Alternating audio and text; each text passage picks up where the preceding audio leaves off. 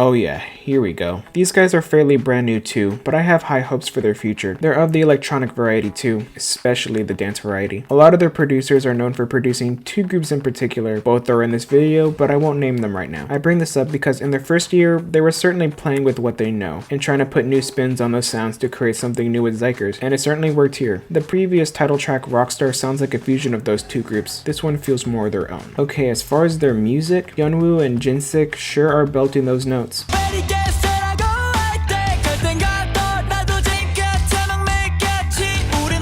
Seyun and Yujin really work off well with each other.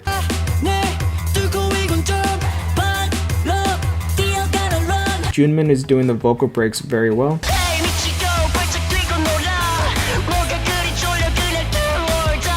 They took some time getting used to, but now I can't imagine the song without them. Hunter creates great contrast with the other members. Sumin, Yechan, and Minjae are rapping fast. I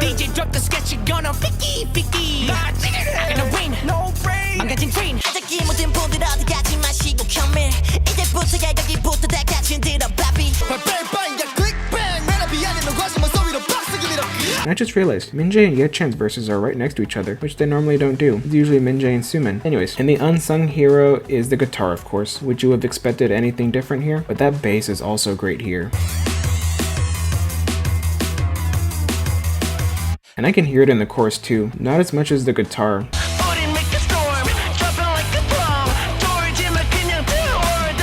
But it's certainly there. And I like how the chorus is mostly vocals. There's some chanting, but not as much compared to some of the others. I also love how after each chorus there's a different vibe too.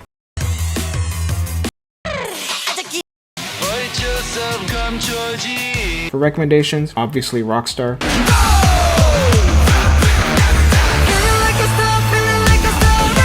This one has straight anime opening vibes. And a lot of those are J-Rock, so it makes sense. One of the hardest choices for me to make with this list was picking between these two songs. I think I like Rockstar more because I'm a freaking weeb, and it has all 10 members on it.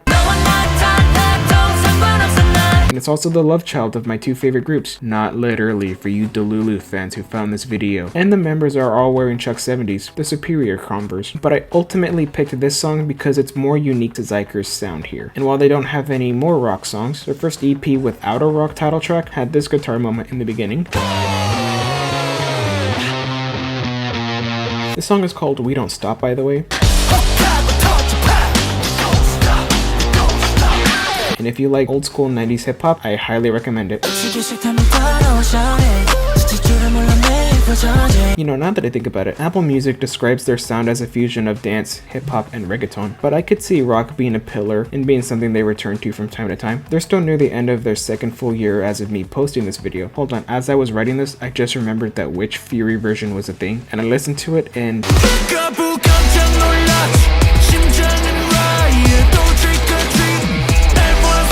Yep, definitely a must hear. For rock vibes, Witch.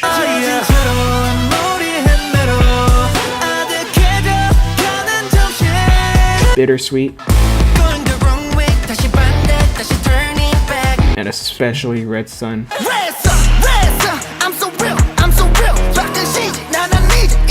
Those beats go so hard, and that chorus too. Other songs I enjoy are Tricky House,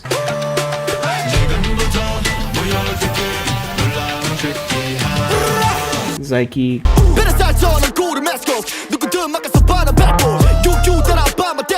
Kung,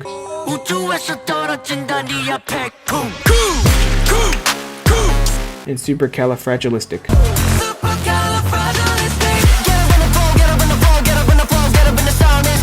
But not expialidocious.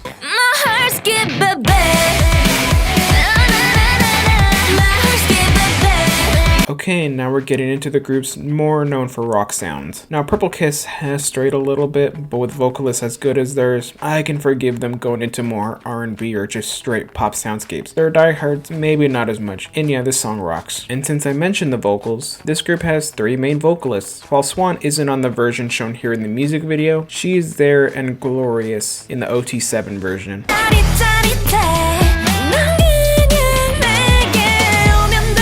But Goun and Chaein are holding down the fort here. And their voices are very strong. And Dozy, Irie, and Ji-yoon do great here too. They work off the other two effectively.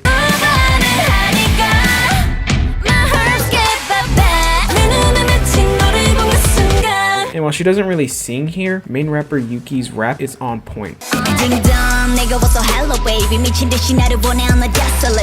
And again, her rap doesn't stick out too much as you would think. She's on the higher side, but her rapping fits the vibe of the song really well. Also, let's just note the fact that she's Japanese and she's rapping in Korean effectively. I shouldn't have to explain myself any further now, do I? And as far as the instrumentation is concerned, besides the fantastic guitar on the chorus, the bass at the beginning contrasting the guitar is great.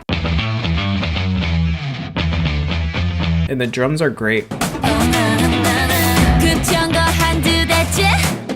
Some of the beats are processed through a filter, though that's fine. And the synth work is great too, especially when the dance drop happens.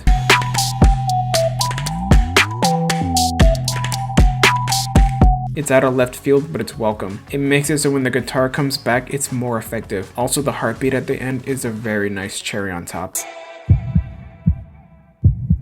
For other rock songs, they're mostly in the vibe department. They're more known for rock, but the rock is a little rock adjacent, I'll say. The songs I recommend for the rock vibe are Zombie,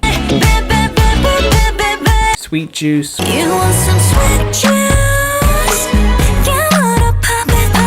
Sweet Nightmare,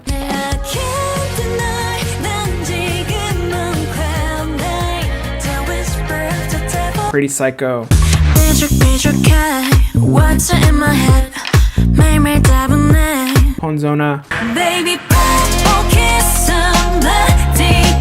and On My Bike.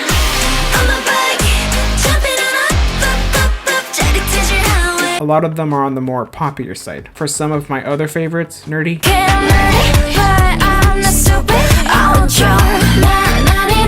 Hey, It's Fun, and it's the last OT7 release we have. Here's what you think.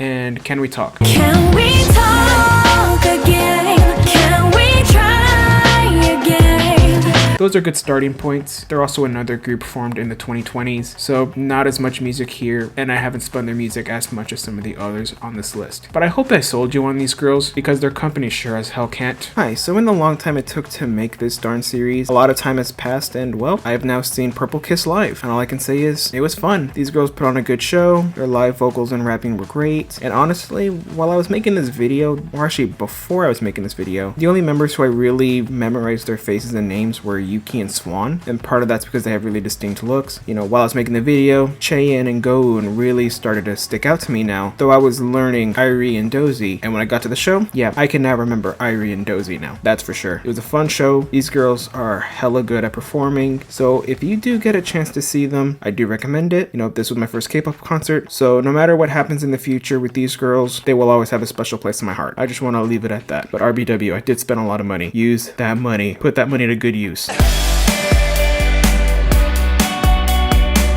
Yeah, I'm sure the regular K-pop listeners were wondering when this group would show up, and yep, TXT has made their appearance. And I know officially they're Tomorrow by Together, and I think the localizers at Big Hit made a mistake here. And everyone only calls them TXT, and no one refers to their predecessors by their full name, so TXT is what I'll call them here. And no, I'm not gonna mention that group's name because I want to discuss TXT as TXT, and not the younger brothers of the K-pop group. But as far as the music's concerned, this is more on the indie rock or pop rock side of things, but that's still valid here. They have some songs on the popular sides of pop punk too, not Green Day or even Blink-182, but this is TXT. They are not those bands, and again, that is more than okay. You can hear the drums, and the bass is more the focus as opposed to the guitar, which is still there, but it takes more of a backseat here. I mean, this band also does stuff in the R&B side too. I mean, their leader is referred to as the falsetto king of this generation. So I understand dipping your feet into R&B, so those elements are here too to a degree. The more I think about it, TXT might fall more into those, I guess it counts as rock category, like Japanese Breakfast,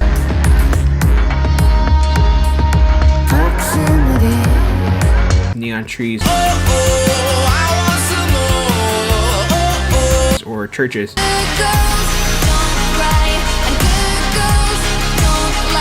as they're a subgenre of a subgenre of rock, where the rockier elements are there, so it takes some listens to really see them as rock. Does that make sense? I hope I'm making sense here. TXT, to a degree, also has a lot of disco influences, and I think that's the part that makes it not feel as rock as it otherwise should feel. Okay, so what do I like about this song? That chorus.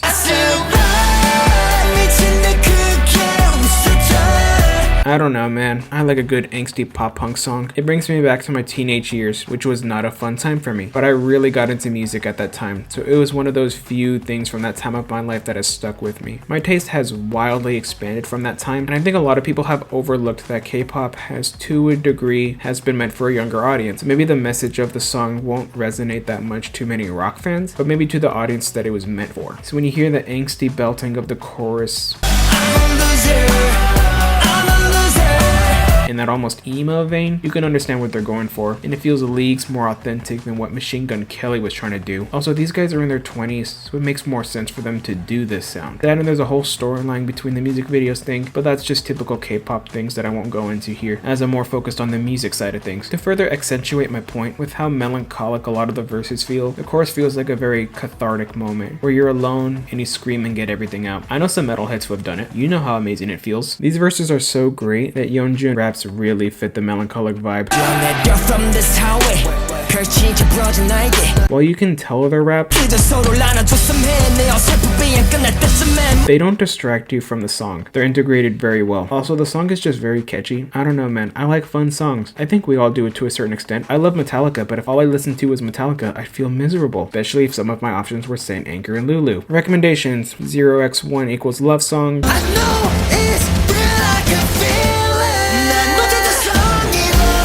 Frost.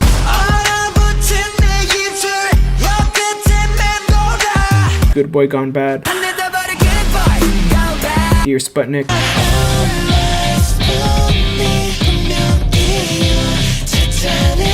9 3/4.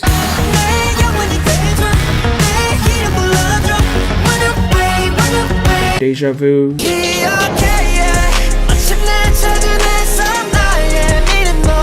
Chasing That Feeling. Over the Moon. Over the Moon rock version. Ghosting. Wishlist. Farewell Neverland.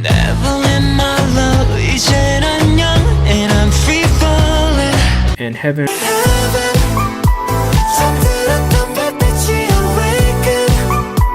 Are good starting points.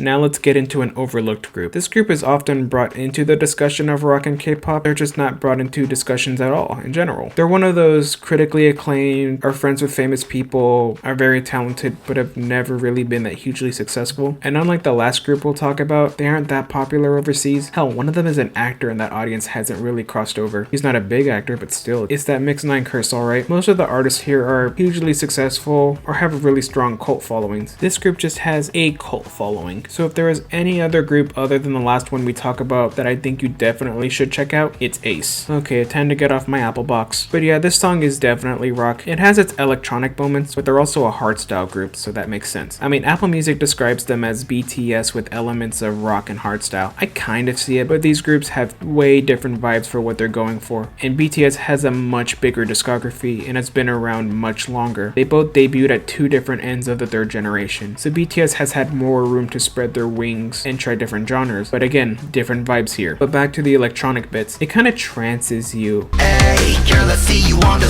low. Hey, so how she banging like the bongo? As Byungkwon and Wow start off, and you're slapped in the face with the guitars and the chanting.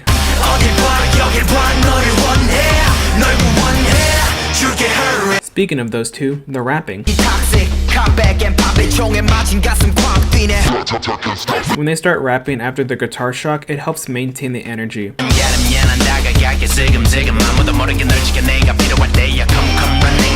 And then when main vocalist Yu Chan starts rapping, yes, the singer is rapping. He's gradually slowing down to bring the vocals from June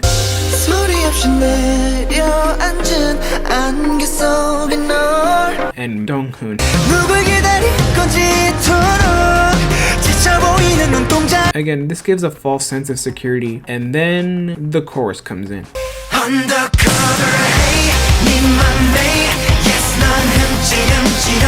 And after the first chorus, it's just the rappers trading lines in the verses, and then main vocalists Donghoon and Yu-chan sing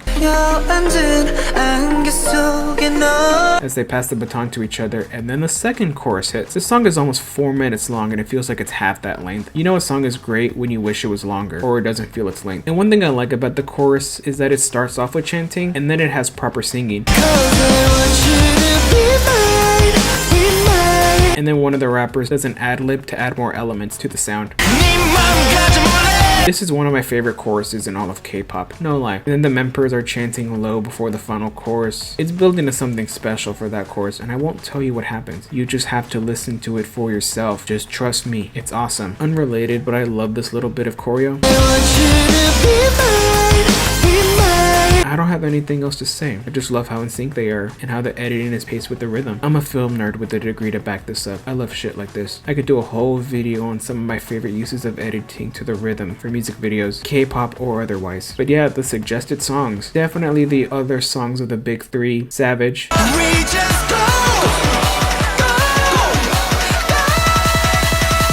and Goblin Favorite Boys. Other rock songs, Golden Goose,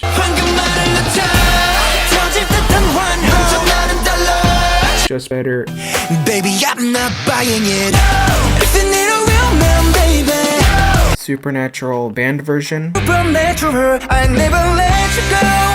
You light me up like angels do. Anymore emo version, You gave this up too easily. and Higher. For hardstyle specific songs, Cactus,